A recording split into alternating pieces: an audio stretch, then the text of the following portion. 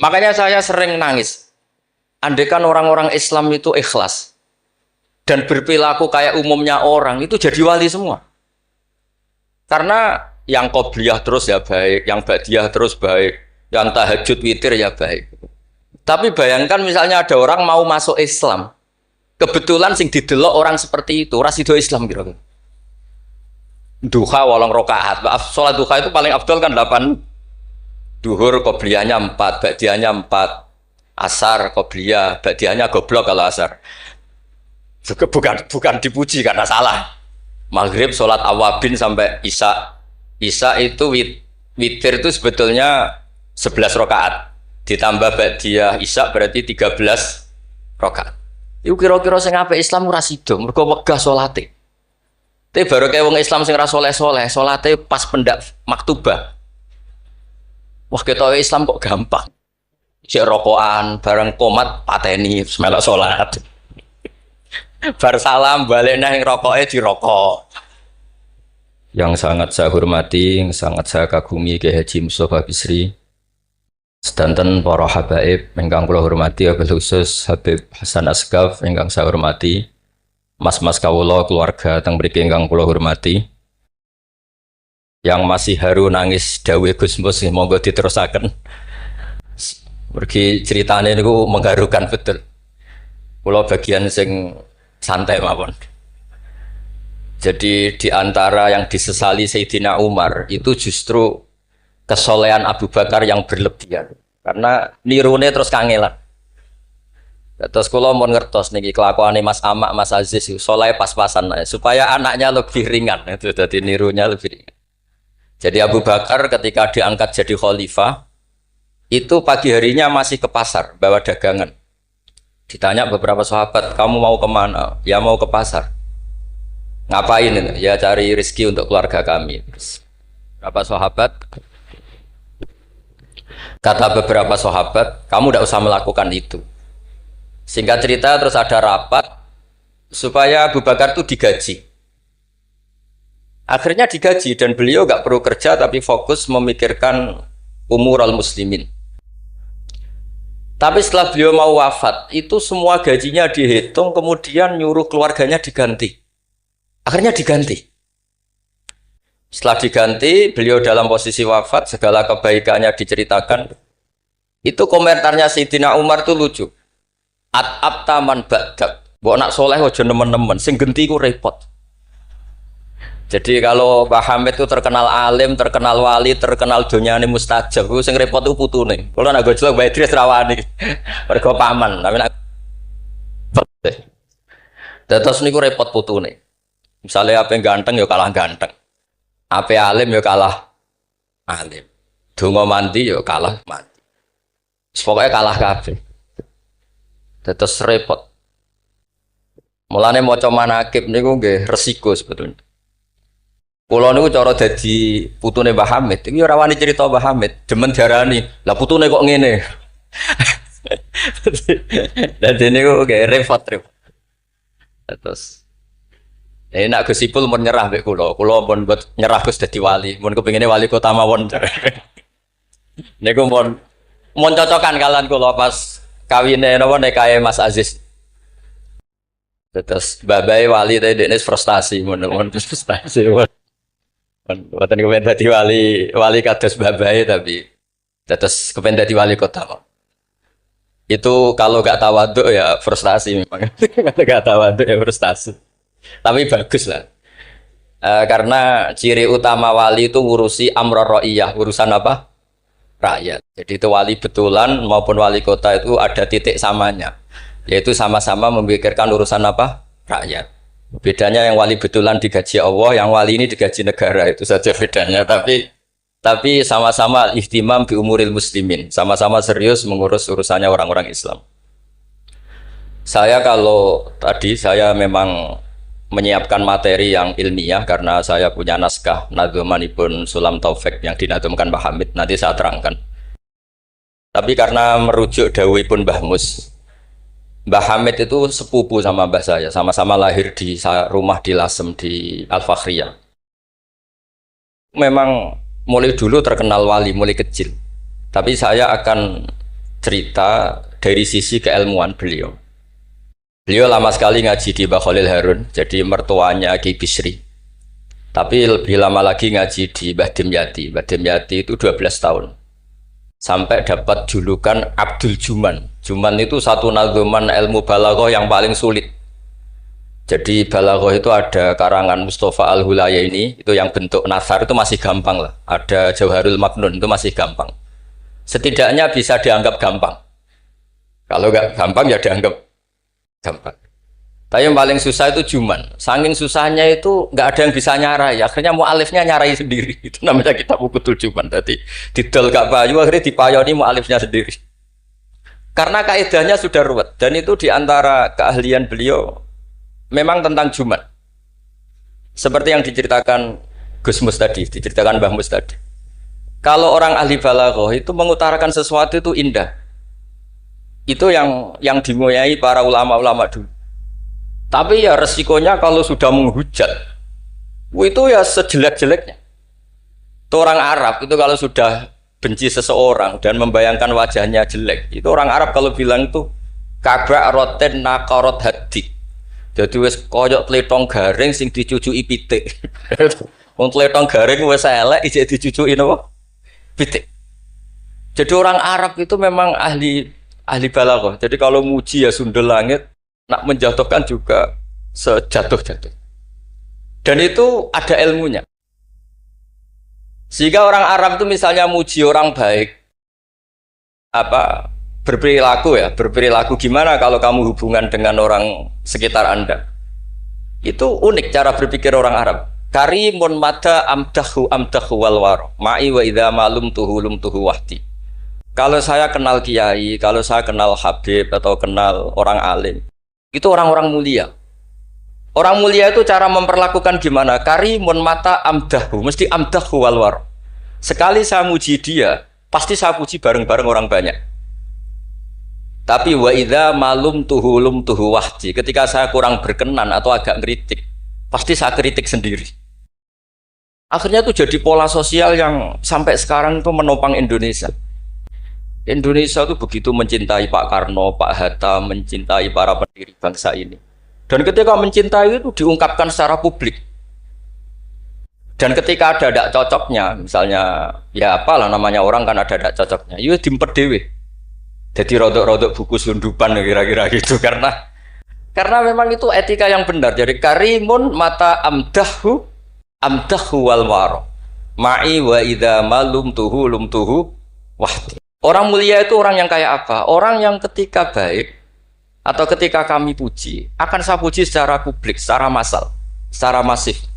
Wa idza malum tuhu wahdi. Dan ketika saya kurang berkenan atau agak ngeritik, maka akan saya kritik sendiri. Misalnya dalam banyak hal, saya sama orang yang terkenal wali itu ya kadang tidak cocok. Tidak cocoknya mungkin hasut atau nggak bisa niru, tidak tahu saya. Tapi ya kadang-kadang tidak cocok. Tapi itu tampet. Dan ini tak omongkan itu untuk cerita, bukan.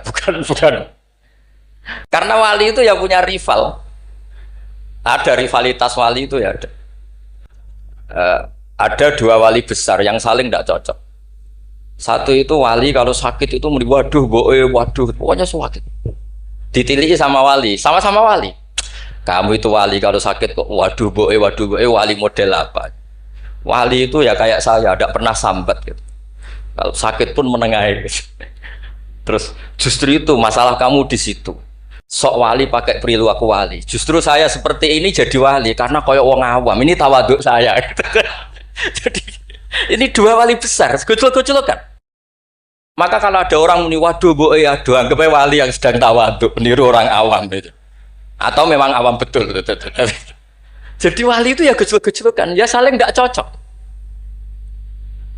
Maka masyhur dalam cerita Abu Yazid Al-Bustami, itu beliau GR sama Allah sampai tanya, ya Allah yang setingkat dengan saya itu siapa?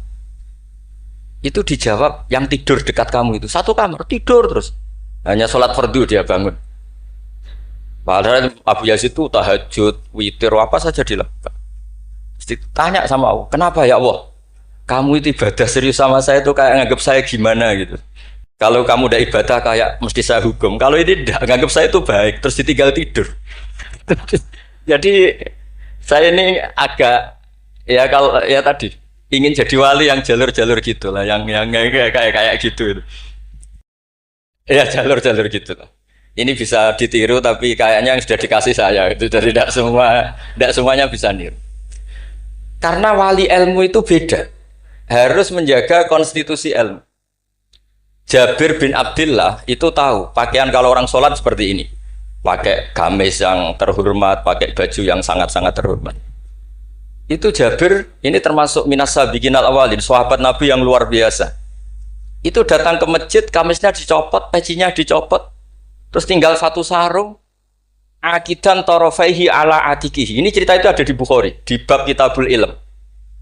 Zaman kalau tentang saya berarti tentang Bukhari, karena ini ada di kitab Bukhari. Kalau nggak percaya dicek, kalau nggak ketemu berarti tidak pernah mutolaah, bukan salah saya. Semuanya ditanggalkan kecuali sarung satu, terus akidan torofai izarihi ala atikihi, ditangkang begini aja. Terus beliau ngendikan sama tabiin, kamu supaya tahu bahwa adnal aurah, standar nutupi aurat seperti ini. Jangan sampai karena sampean semua berpakaian ala akmalil siap, pakaian sempurna, kemudian nanti dikira bahwa syarat sahnya sholat itu seperti itu bahaya. Orang di Indomaret sholat harus berpakaian begitu, nanti yang sedang kernet harus begitu, itu berat bagi umatnya Nabi. Barokahnya itu terus orang tahu bahwa syarat sahnya nutupi aurat di sholat ya seperti itu. Akhirnya ditemukan oleh tabiin dan seterusnya bahwa auratul rajul ma baina surrah barokah. Andai kan tidak ada perilaku Jabir seperti ini, maka sholat seperti pakaian ini menjadi syarat sah. Dan itu ribet kan? Orang yang sedang celananan harus sarungan dulu, yang sedang pakai kaos harus pakai jubah dulu, padahal dia kernet misalnya, kan repot. Jadi wali jalur ulama itu memang agak aneh. Makanya ya jangan ditiru lah, kalau tidak ulama jangan ditiru. Makanya saya itu ya kadang-kadang pura-pura ada dengar itu kalau ada cerita-cerita wali-wali yang khusuk-khusuk, yang ibadah berat-berat itu saya tidak siap dengar. Saya lebih siap dengar begini, Mu'ad itu ngimami sholat, bacanya kepanjangan. Alhamdulillah ditegur Nabi, kalau ngimami jangan panjang-panjang. Itu saja yang saya hafalin yang model gitu. Andai kan Nabi hidup di zaman akhir, nggak perlu negur karena sudah kulhu semua. Berarti sampean kulhu rencana Nabi gitu, karena sudah ada panjang-panjang. Tapi yang menjadi ditegur mungkin kok jadinya kulhu itu, kulhu terus itu. Jadi sebetulnya untuk menjadi wali itu ada banyak hal. Ada wali penjaga konstitusi ilmu. Sehingga kata Imam Nawawi, Tofa Rasulullah Shallallahu Alaihi Wasallam raqiban wa yatufu ashabuhu musyatan. Nabi itu tawaf itu justru berkendara, naik unta. Padahal semua sahabat tawafnya itu jalan kaki. Kata Imam Nawawi, Nabi yang tawaf berkendara itu afdolu wa afdolu bi alfi darajatin dibanding tawafnya sahabat yang jalan kaki. Meskipun secara kaidah al-ajur bi qadrit tak. Karena Nabi andaikan tidak tawaf raqiban, maka akan dikira syarat-syaratnya tawaf itu harus jalan. Dan itu kita kebingungan ketika harus tawaf pakai kursi roda, pakai kursi dorong. Tapi barokahnya Nabi tawafa raqiban, maka akan ada konstitusi baru bahwa tidak menjadi syarat sahnya tawaf harus masyian, tapi sah secara raqiban. Jadi wali itu ya macam-macam. Sehingga kitab Sulam Taufik yang dikarang oleh Habib Alim Al-Alamah Abdullah bin Husain bin Thohir itu dikarang seorang Habib Alim Alamah Wali Abdal. Tapi ketika ngarang fikih itu diantara yang ditersangkakan itu apa? Ijabu malam yajib, mewajibkan sesuatu yang tidak wajib. Saya ini didian Mbah Maimun, didian bapak. Kalau Mbah Mun ngeluh gitu.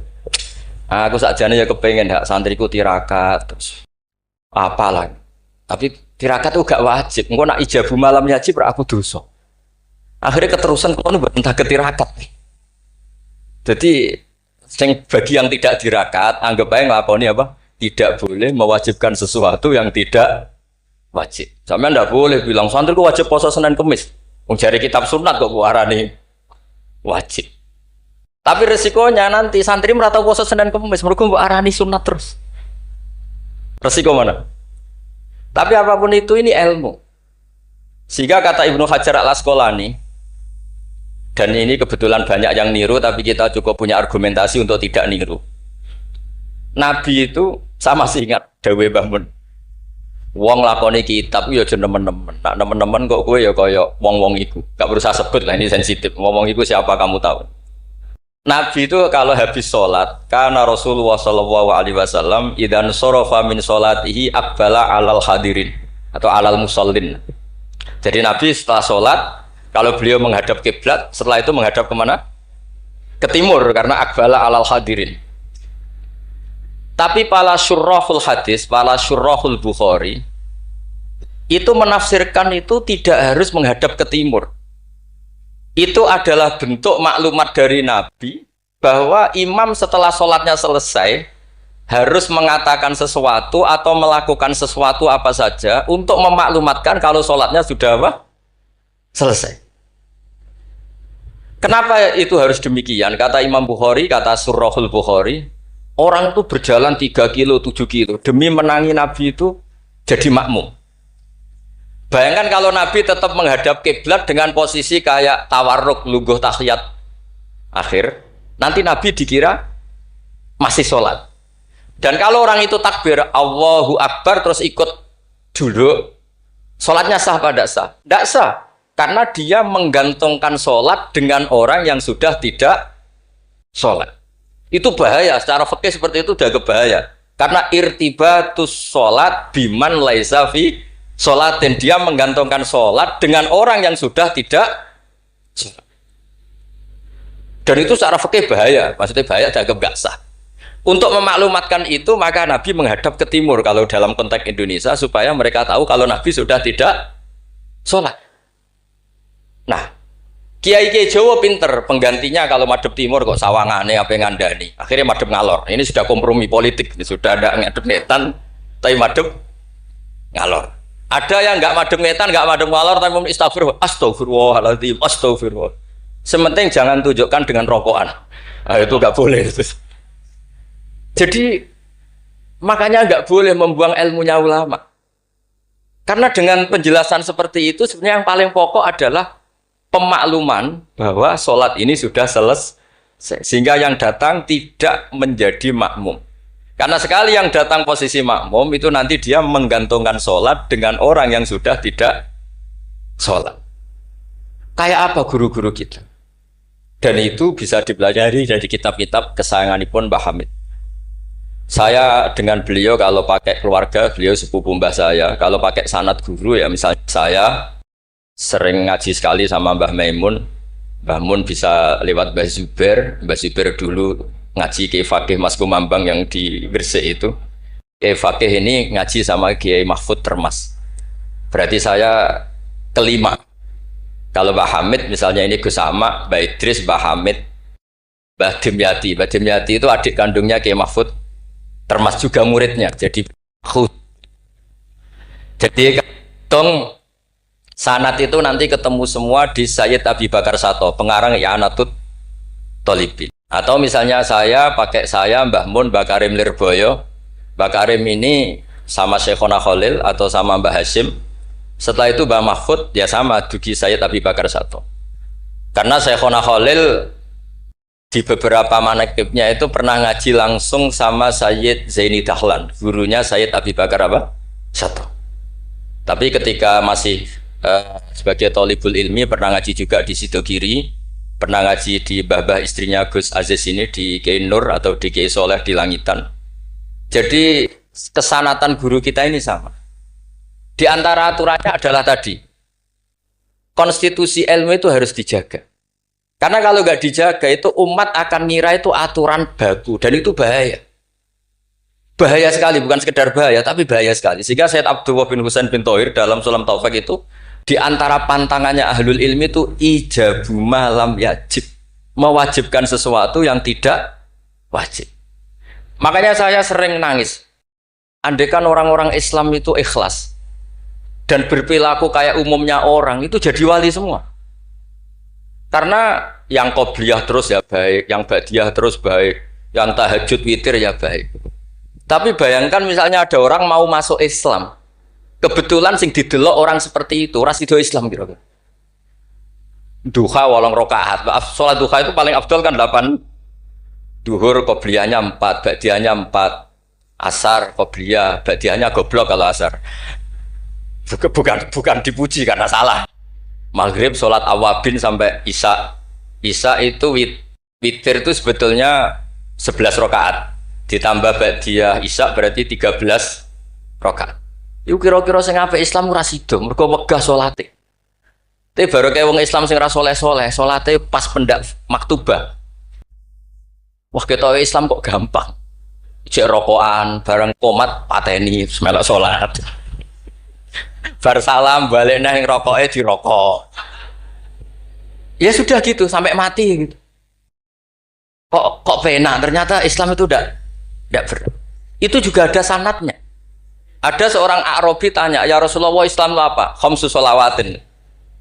Terus dia tanya, hal alayya ghairuha ya Rasulullah? Qala la illa anta tawwa. Gak isiku tok pas. Sampai 5 rukun Islam dijawab. Dan si Bedui ini bilang apa? Wallahi la azidu ala dzalika wala angkus. Saya demi Allah, tidak akan saya kurangi, tidak akan saya tambahi. Pas ya Rasulullah. Tapi ini Islamnya Bedui loh, sama nak niru nggih monggo. Tapi apa kata Nabi? Man sarrahu ayyam dzura ila ahlil jannah falyangdzur ila hadza. Siapa yang suka melihat ahli surga, lihat orang ini. Orang yang sudah bersumpah tidak akan menambah ibadahnya sama sekali. Kamu tidak boleh niru itu. Tidak usah saya larang juga sudah sebagian begitu. Tapi itu barokahnya luar biasa. Di kitab Majmu' sarahnya Muhadzab itu. Setiap ada ulama yang mengatakan witir itu wajib. Ada juga ulama yang mengatakan witir itu wajib. Itu langsung wa hadza batilun li hadisil a'rabi. Pendapat itu jelas salah li hadisil a'rabi. Karena ada hadis a'rabi jelas tanya Nabi, hal alayya ghairuha ya Rasulullah? Di luar 5 waktu itu apa ada yang wajib? Qala la. Jadi barokahnya Dwi ini. Setiap ada ide witir wajib, tahajud wajib, pernah ada ide-ide itu ya ada. Itu langsung wahada batilun di hadisil. Ketika era Imam Malik, beliau mengarang Muwatta. Ini sebagai bentuk penghormatan saya sama Mbah Hamid. Karena kalau beliau terkenal wali itu udah usah saya perkenalkan. Saya akan mengikuti Mbah Mus tadi. Sisi betapa beliau seorang alim alama, seorang ahli balaghah. Nanti saya baca, saya juga bawa manaqibnya beliau. Ketika Imam Malik mengarang Muwatta, itu di teks Muwatta itu ada kalimat begini. Ghuslul Jum'ati, ada yang baca Ghuslul Jum'ati wajibun ala kulli muhtalimin. Mandi Jumat itu wajib bagi setiap yang sudah akil balik. Al-witru haqqun wajibun ala kulli muslimin. Itu Imam Malik langsung nyusuli. Laisa huwa kama tarawna. Makna wajib di situ bukan seperti yang kamu bayangkan. Jadi tidak wajib kalau ditinggal nggak mandi terus nggak apa? Sah. Lagi-lagi jawabannya apa? Li hadisil a'rabi. Nah ini juga harus ada yang menjaga konstitusi seperti ini. Sehingga kata Sayyid Zabidi, pengarang kitab Ithaf itu, kalau kita sampai Ithaf ya hitung saja setelah Mbah Mahfud ini punya abah alim alama namanya Abdullah. Abdullah punya abah alim alama namanya Abdul Mannan. Abdul Mannan ini awaluman lazama Sayyid Zabidi sohibul Ithaf di Mesir. Jadi Abdul Mannan ini yang ditulis di kedutaan Mesir, orang Indonesia pertama yang sebagai ulama di Mesir. Beliau ngaji mulazamah sama Sohibu Syarhil Ikhya. Gini beliau mulazamah kalian sengarang Ithafus Sadat Al-Muttaqin. Namanya Sayyid Murtado Az-Zabidi. Terus pokoknya sanad Indonesia itu top. Stop pokoknya. Jadi kalau Mbah Hamid ya tinggal gitu saja. Mbah Hamid, Mbah Dimyati, Mbah Mahfud, Mbah Abdullah, Mbah Abdul Mannan, terus ke Syarihul Ikhya Sayyid Murtado siapa? Az-Zabidi. Itu kata Sayyid Murtado Az-Zabidi ketika muji tadi. Muji ilmu. Saya ulang lagi apa? Muji apa? Konstitusi ini harus dijaga. Apapun tidak cocoknya kita. Kadang-kadang kita sebagai orang alim itu kan Kalau seneng tirakat, santrinya wajib tirakat. Sira seneng tirakat, santrinya ora oleh tirakat. Itu tidak boleh seperti itu. Yang seneng nggih monggo, tapi jangan sampai mewajibkan. Yang nggak seneng yo tirakat ben sekali-kali ngelawan nafsunya gitu. Wong kok menuruti. Kalau niku masih ngeten nggih sering tirakat, tapi sampean ra perlu tak kandhani. Kulo ya kepengin ikhlas ora riya dadi. Dadi sampean ra oleh gugat kulo, soal ora tau tirakat. Ya misalnya tirakat ora tak kandhani sampean. Sing jelas termasuk tirakat kulo niku ora diundang wong kang elan kecuali pernah sepuh. Iki nek agak diregani ya kebangetan gitu. Jadi sing ngundang kula ora pernah sepuh ya kebangetan. Enggak tahu diri. Karuan ra oleh dilanggar wae. Di kitab Jam'ul Jawami', di kitab-kitab itu, konstitusi ilmu itu dijaga. Sehingga sekali kitab itu diutarakan orang alim alama. Saya yang merasa utang jasa sama Sayyid Zabidi itu satu. Yang paling saya ingat itu satu. Allahumma sholli ala Sayyidina Muhammad atau ala abdika rasulika Muhammad. Itu beliau mengurai. Wah itu luar biasa. Di antara urainya begini. Nabi Muhammad SAW itu melakukan apa saja termasuk yang paling basyariah itu adalah luar biasa. Asal jangan bayangkan Nabi itu macam-macam kok sampai terus rokokan ada akan. Andai kan Nabi misalnya dahar gedang goreng di depan umum. Nabi itu kalau dahar di depan umum. Itu luar biasa. Kenapa luar biasa? Nabi itu jadi Nabi setelah Nabi Isa yang dituhankan. Sehingga Nabi harus sesering mungkin memperlihatkan al-a'rad al-basariyah. Beliau harus menunjukkan bahwa beliau adalah seorang manusia. Sehingga Nabi dahar itu dengan sampean poso setahun, itu mulya Nabi dahar. Karena sekaligus pembatalan rububiyatun Nabi atau iddi'a'u rububiyatin Nabi. Dengan seperti ini Nabi sama juga memaklumatkan saya ini manusia. Buktinya saya dahar. Kayak apa kalau dibaca secara ilmu? Karena Nabi jadi Nabi setelah Nabi siapa? Isa. Maka kata Sayyid Az-Zabidi, agama ini agama terbaik. Dan umat Rasulullah SAW tidak akan mengalami apa yang dialami umatnya Nabi Isa. Caranya gimana? Dengan memperbanyak baca sholawat. Jadi cara Sayyid Zabidi, sholawat itu satu konstitusi ilmu. Allahumma Allah pemberi, ala Muhammad atau ala Sayyidina Muhammad yang diberi. Jadi gak mungkin hadil ummah menuhankan kanjeng Nabi Muhammad. Dengan cara membaca sholawat, Allahumma, ya Allah saya minta engkau sebagai pemberi, kasihkan sholawat terbaikmu kepada hambamu yang bernama Muhammad. Dengan teks sholawat ini sekaligus penjaga konstitusi tauhid dan hadil ummah tidak akan mengalami kayak yang dialami umatnya Nabi Isa. Nah sampean gak maca sholawat itu kasihati. Nak diwaca sakmene nyaur utang, nak sakmene untuk bojo ayu, nak sakmene iso wayo, wis ngono kelakuane. Itu saya tidak tertarik. Wong kok ora tau ngregani ilmu menurut saya. Saya baca sholawat itu ya tidak banyak-banyak, ya 2, 3, tapi dengan penghayatan kayak Sayyid Zabidi. Ya akhirnya ya rapati terus keramat kok sampean, tapi secara konstitusi ilmu lebih diridhoni Allah bi Rasul. Aku yakin. Karena tadi Nabi itu jadi Nabi setelah tragedi Isa dituhankan. Sebab itu Sayyid Muhammad ketika muji Rasulullah SAW itu selalu mengutip dawe Al-Busiri, Da'mat da'at hun nasara fi nabihimi wahkum bima syi'ta madkhan fihi wastaqim.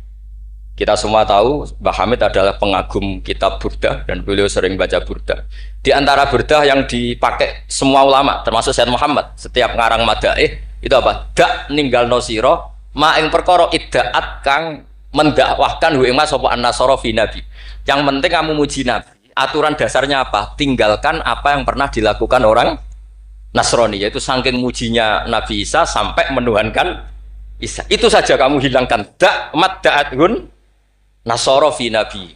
Setelah itu kamu tanggalkan, kamu hilangkan wahkum bima syi'ta madkhan fihi wahtakim. Setelah itu kamu muji Nabi Muhammad sundul langit gak apa-apa. Asal sudah meninggalkan da'mat da'athun.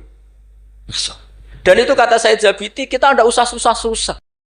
Dengan membaca sholawat itu sudah seperti itu. Karena kamu minta Allahumma ya Rabbi. Berarti Allah posisi pemberi karena Tuhan.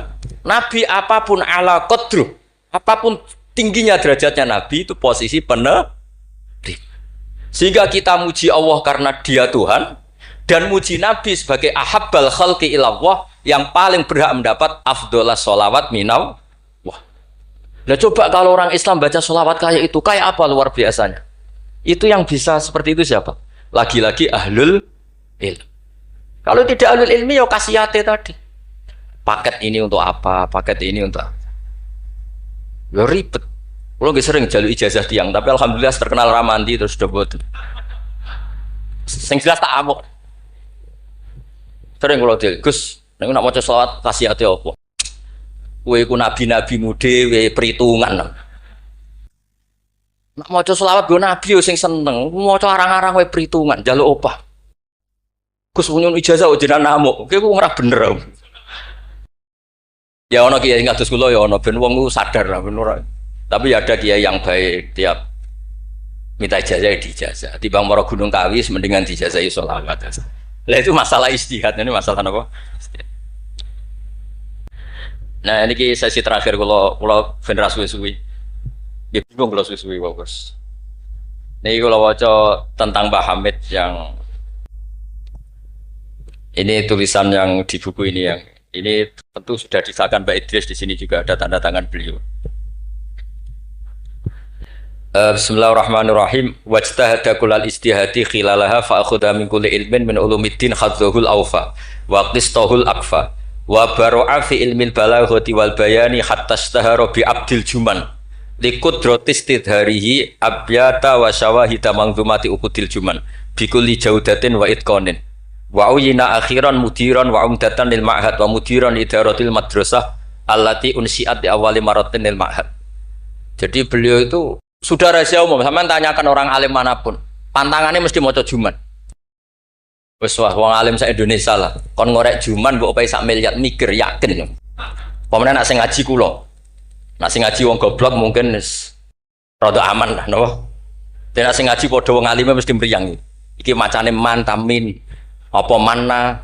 Bahasa Arab yo lucu. Man yo tulisannya mem nun, manna yo mem nun, min yo ribet dengan bahasa Arab. Makanya ada orang tanya maknane lam tardiman ya gara-gara itu.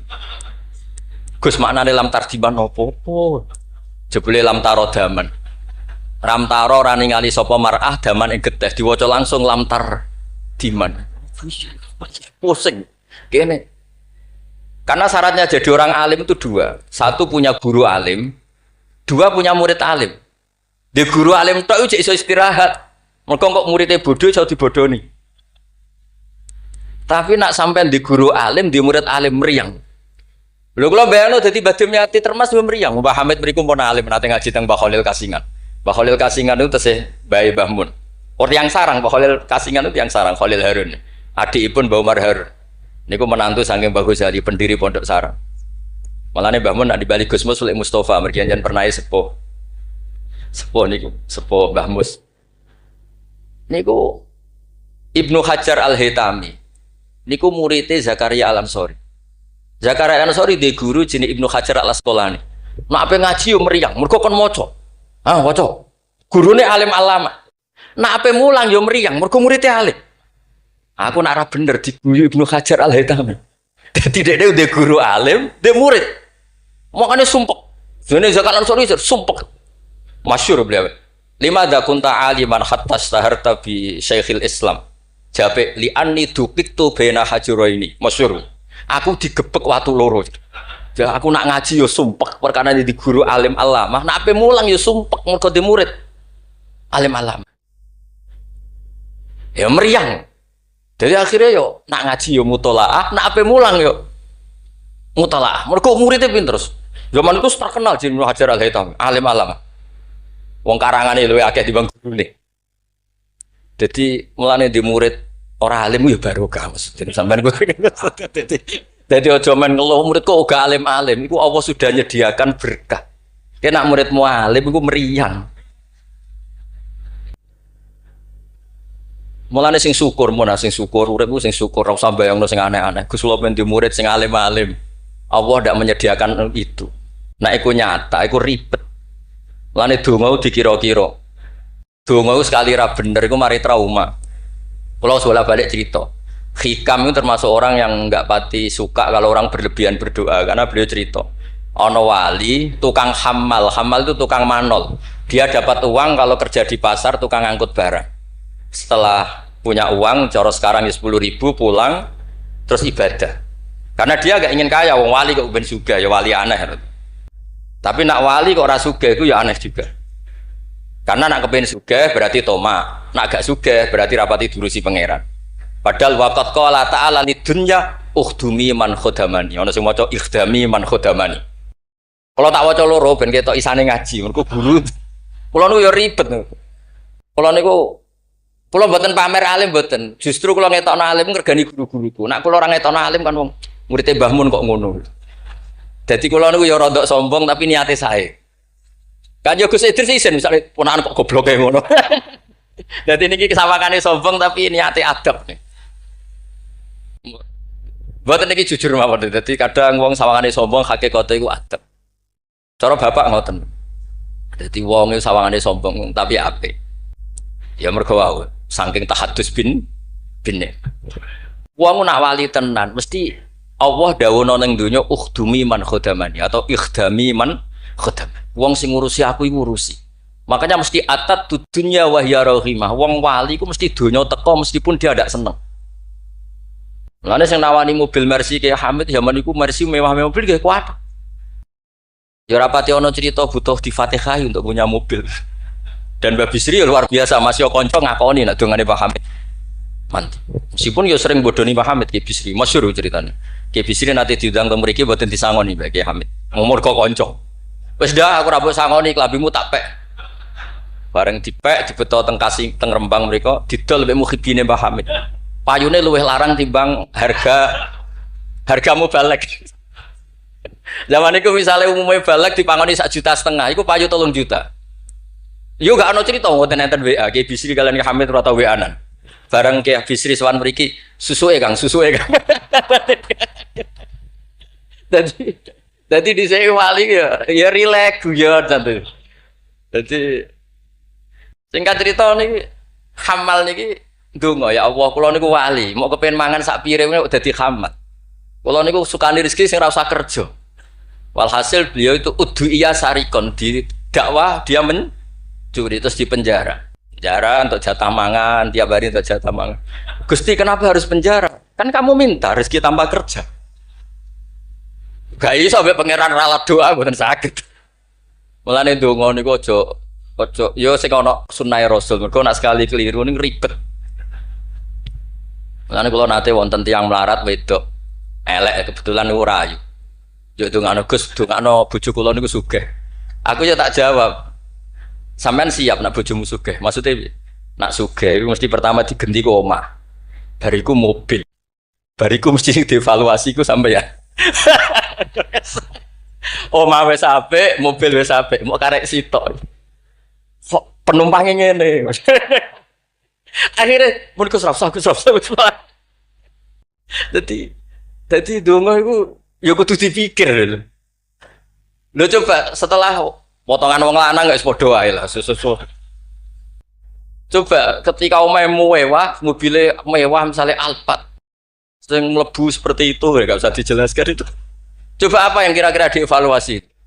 Rumah sudah diganti, mobil yang kira-kira diganti apa coba? Sakhir, mboten Gus nauten mboten usah. Jadi kula berkali-kali membatalkan doa. Karena timbang donga ketok ra mandine aduh ya sudah seperti itu. Niku nggih trik no, toleran gosipul politik lho. Sangat politik. Mun kula maca mawon sing mudawwan. Nah, saya senang kalau buku tentang beliau itu mudawwan. Karena kalau tidak mudawwan itu nanti nasibnya Mbah Hamid kayak les. Al-laitsu afqahu min Malik illa annahu daya'ahu ashabu. Itu dawai Imam Syafi'i. Sebetulnya Imam Les itu lebih alim ketimbang Imam Malik dalam hal fikih. Illa annahu daya'ahu ashabu. Tapi ashabnya Les menyia-nyiakan. Artinya gini, Imam Les itu punya karangan, punya perilaku, tapi sama murid-muridnya tidak didokumentasi. Akhirnya orang tidak tahu lagi Imam Les. Padahal itu rival debatnya Imam Malik. Makanya penting bagi ini ada Gus Sama, ada Mas Aziz supaya mengabadikan tulisan-tulisan Pak Hamid termasuk Nadzuman Sulam Taufik. Karena bikin nadzuman itu tidak gampang. Dari kata nasar, prosa, dinazumkan itu kan butuh keahlian. Karena nadzuman itu harus notnya sama, akhirannya sama. Mengganti kalimat yang prosa itu kan tidak gampang. Ini sudah saya cek karena saya tiap hari juga baca Sulam Taufik. Itu sama sekali nggak ada yang dibuang dari kata aslinya. Kata aslinya yang di Sulam apa? Taufik. Jadi seni bikin nadzuman itu ya tidak gampang. Misalnya begini, saya beri contoh yang terkenal. Kenapa saya milih yang terkenal supaya lebih gampang? Zaman Sayyidina Ali karramallahu wajah masih sugeng itu ngendikan begini. Yaqsimu dhuhri, ada riwayat qasama dhuhri rajulani. Abidun jahilun wa alimun fasikun. Yang merusak Islam itu hanya orang dua. Orang abid tapi bodoh, orang alim tapi fasik. Itu ulama dulu segampang ini membuat padanan itu dan maknanya sama. Fasadun kabirun alimun mutahatiku wa akbaru minhu jahilun mutanassiku. Kerusakan besar kalau ada orang alim yang fasik. Tapi lebih rusak lagi kalau ada orang bodoh ahli ibadah. Itu I'anatul Thalibin, Said Abi Bakar Sato, gurunya Mbah Mahfud.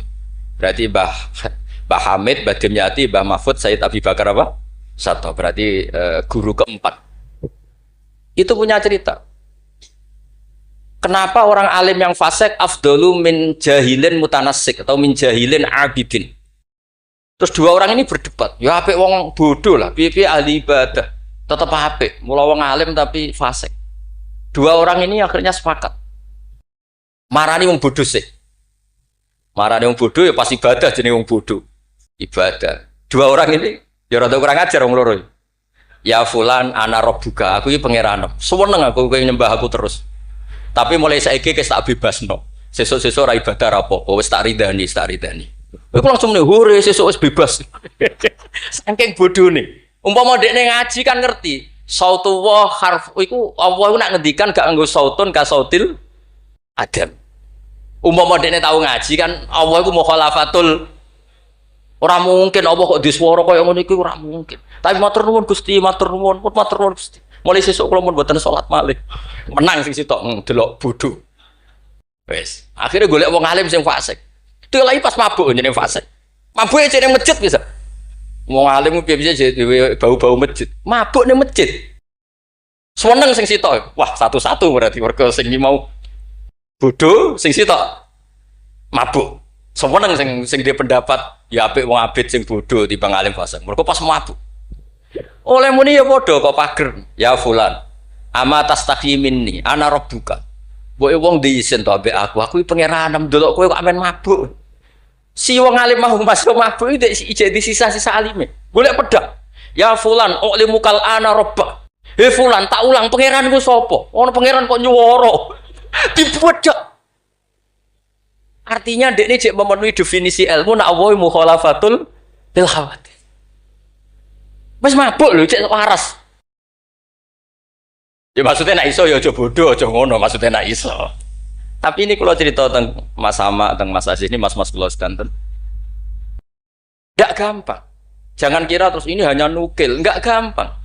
Dari lafadz apa? Nathar, prosa, kemudian menjadi apa? Nadzuman kayak tadi dari qasama dhuhri rajulani. Terus diganti apa? Fasadun kabirun alimun mutahatiku akbaru minhu jahilun mutanas. Ini saya beri contoh ya. Tak beri contoh. Mari sampean dorang tidak semuanya ngaji Sulam Taufik. Nah, kalau ngaji terus radi ngertos dari teks aslinya. Misalnya begini ya, ini yang hatmun alal mukallafid dukhulu fi dinina ja'a bihi rasulu ma'asubuti fihi bidawami wa akhdhi lazimin la ahkami. Ini kan persis teks di aslinya.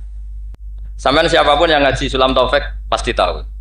Terus kada kafis sifati wal af'ali subhanahu an al-sunil juhali.